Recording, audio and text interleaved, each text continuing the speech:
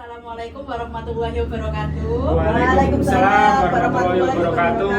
Selamat sore Bapak Ibu kader Posyandu Puskesmas Gemarang semuanya. Perkenalkan, kami di sini tim fasilitator untuk pendampingan kader PTM penyakit tidak menular Puskesmas Gemarang. Perkenalkan, di sini ada saya Dr. Siri Siriati, kemudian ada teman saya Pak Hendri Sunaryanto, dan ada Bu Indah Sukmayani. Oke, Bapak Ibu semua di sini pripun kabarnya? Sehat nggih? Alhamdulillah sehat, Bu. Oke, baiklah ya. Di sini saya mau menyampaikan mengenai pemeriksaan gula darah. Nah, nama dari pelatihan ini adalah pelatihan pengendalian faktor risiko PTM bagi kader Posyandu. Di sini khususnya di Puskesmas Gemarang nggih. Kemudian untuk mata pelatihannya yaitu pemeriksaan gula darah sewaktu. Ya, untuk alokasi jamnya kurang lebih 1 jam pelajaran yaitu 45 menit. Iya, Bu. Nah, tujuannya apa? Tujuannya bisa dilihat di sini dari hasil pembelajarannya. Setelah mengikuti mata pelatihan ini, peserta diharapkan mampu memahami pemeriksaan faktor resiko penyakit tidak menular dan mampu melakukan pemeriksaan gula darah sewaktu. Oke, kemudian untuk indikatornya diharapkan setelah pelatihan ini peserta bisa melakukan pemeriksaan gula darah sewaktu di Posyandu. Nah, di sini saya jelaskan dulu mengenai faktor-faktor resiko penyakit tidak menular. Di sini ada dua, nggih, yaitu faktor resiko yang bisa diubah dan yang tidak bisa diubah. Yang tidak bisa diubah dulu, nggih. Di sini ada yang pertama usia, kemudian jenis kelamin dan genetik. Jadi kalau di keluarga ada yang menderita penyakit tidak menular itu keluarga yang lain, maksudnya anaknya, cucunya itu resikonya lebih tinggi untuk terkena penyakit tidak menular. Kemudian yang bisa diubah di sini ada merokok, kemudian kurang aktivitas fisik, pola makan tidak sehat, obesitas, darah tinggi, dan prediabetes. Nanti kita bahas lebih lanjut. Hari ini kita akan membahas mengenai diabetes mellitus nggih. Bapak Ibu ada yang sudah tahu diabetes mellitus itu apa? Kencing manis ya, Bu? Nggih, ya orang awam sering menyebutnya kencing manis. Diabetes mellitus ini merupakan suatu penyakit menahun yang ditandai dengan kadar gula darah yang melebihi normal. Nah, kadar gula yang disarankan berapa? Nggih, di sini bisa dilihat kadar gula itu dikatakan tinggi apabila di atas 200 untuk gula darah sewaktu. Gula darah sewaktu itu maksudnya tidak puasa sebelumnya, jadi makan biasa, kemudian kita cek gula, itu namanya gula darah sewaktu. Kemudian untuk gula darah puasa dengan 8 jam sebelumnya tidak mengkonsumsi apapun kecuali air putih, itu maksimal 126. Atau kalau pakai stick itu maksimal 100. Nah, tipe-tipenya ada tipe 1, tipe 2. Tipe 1 itu yang sejak kecil, kemudian tipe 2 itu yang didapat saat dewasa karena pola makan, kemudian diabetes gestasional itu didapatkan saat hamil. Nah, gejala dari diabetes itu apa, ada yang tahu Bapak Ibu? Ada trias untuk gejala klasik dari diabetes, yaitu polidipsi, poliuri, dan polifagi. Sering haus, sering bolak-balik buang air kecil, dan sering lapar, sering makan. Gejala tambahannya macam-macam, bisa kesemutan, mata kabur, kemudian gatal-gatal, dan lain sebagainya, seperti yang ditampilkan di sini. Nah, di sini untuk deteksi dini penyakit tidak menular untuk usia produktif dan lansia. Penyakit tidak menular di sini macam-macam, nggih. Ada hipertensi, diabetes, PPOK, penyakit paru karena rokok, kemudian gangguan metabolik, gangguan indera, dan ada kanker.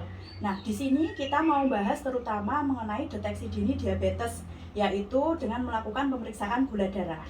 Untuk pemeriksaan deteksi dini gula darah acak, sasarannya adalah usia lebih dari 40 tahun. Itu mau nggak mau harus dideteksi dini diabetes, harus dilakukan pemeriksaan gula darah. Kemudian sasaran yang kedua adalah usia 15-40 tahun, tapi dengan faktor resiko PTM seperti yang saya sebutkan di depan tadi. Ya, untuk melakukan pemeriksaan gula darah kita harus mempersiapkan alat-alatnya, nggih. Nah, ini untuk alatnya Yang pertama, langsung saya demonstrasikan ya. Iya Bu. Di sini ada glukometer. Yang niki sudah pada tahu Bapak Ibu? Baru tahu Bu. Belum. Terus ini ada lancet, kemudian strip glukosa, strip gula, alkohol swab, tisu, kemudian handscoon. Jangan lupa pakai handscoon. Ini untuk apa kita pakai handscoon?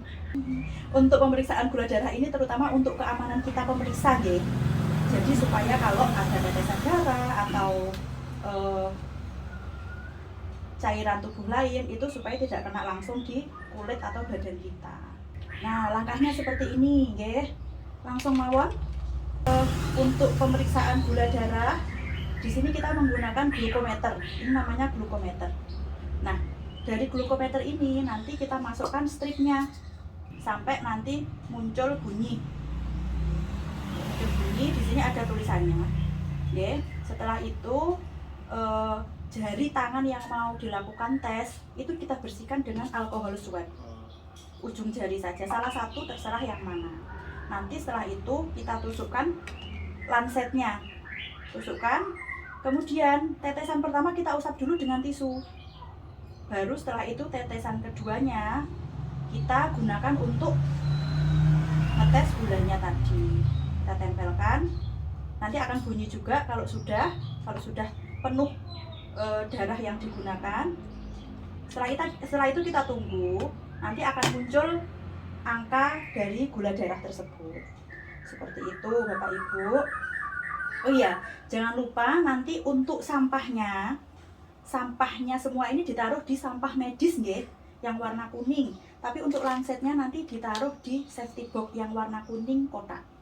Nggih, nanti dibawakan saat itu yang khusus jarum itu Bu ya, yang kotak kuning itu benar, ya. untuk yang jarum-jarum ditaruh di situ. Seperti itu, ini gambarnya. Ya. Demikian untuk pelatihan pemeriksaan gula darah. Bapak Ibu ada pertanyaan apa mboten? Tanya Bu. Nggih. Untuk penderita kencing manis yang harus dibawa ke puskesmas itu yang bagaimana ya Bu? Oh, kapan Yang kita harus berobat? harus merujuk pasien nggih Ya. dari hasil screening tadi. Ya. Seperti yang saya sebutkan tadi, gula darah itu maksimal 200 nggih. Nah, jadi kalau ada pasien di atas gula darahnya 200, gula darah acak, itu berarti harus disarankan atau dirujuk ke puskesmas untuk nanti selanjutnya dilakukan pemeriksaan oleh petugas di puskesmas. Begitu. Monggo ini kita demonstrasi ya cara melakukan pemeriksaan gula darah. Oke. Siap Bu. Yang berarti nanti Pak Hendri ya, Iya. yang ini saya pandu. Monggo Pak dipakai Mas ini handscoon-nya dulu. Monggo sebelah sini. Nggih, monggo Pak ini dimasukkan sini ya. Untuk lancetnya. Buka. Ini ditutup setelah masuk. Nggak usah terlalu dalam ya Pak, 3 aja angkanya. Ditarik, nanti yang ditekan sebelah sini. Oh iya. Usap dulu Pak, buka alkohol swabnya.